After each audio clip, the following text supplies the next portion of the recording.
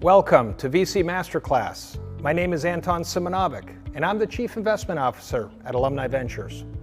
In this video series, we're going to help you think like a VC. Today, we're going to briefly talk about valuation. People ask me all the time, how do you value a venture deal? And my answer has changed over the years.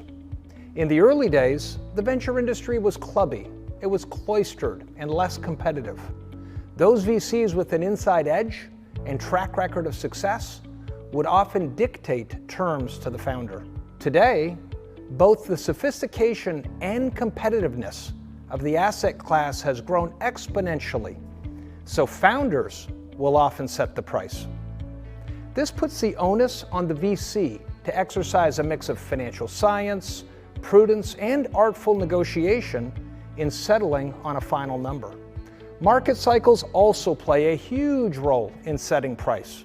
When markets are robust, founders tend to call the shots, and prices are higher.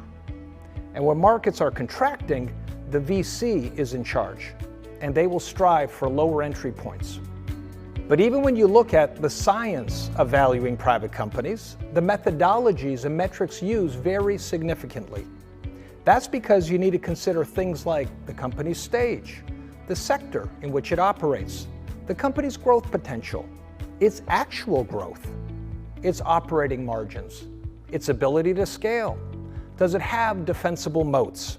What about capital intensity and business model? What about the track record of the management team? Even the quality of the VC that led the prior round, all of these factors have an impact on price, which means whether markets are rising or falling, price is complicated and in the eye of the beholder.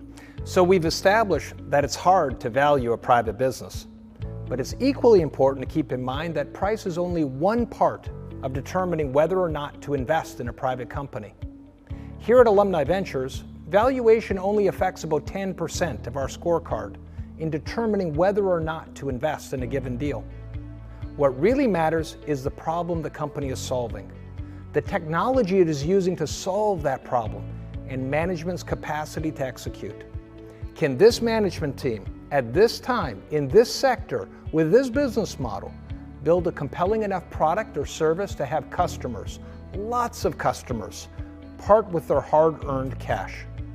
Only then can you ask yourself whether the price is reasonable relative to the risk-adjusted upside. So when it comes to valuation, stay focused on the fundamentals. And of course, be sure to sufficiently diversify yourself. And as the old axiom reminds us, fast-growing companies with the potential for explosive profitability always seem expensive when you first invest. Thanks for joining me, and I hope to see you next time.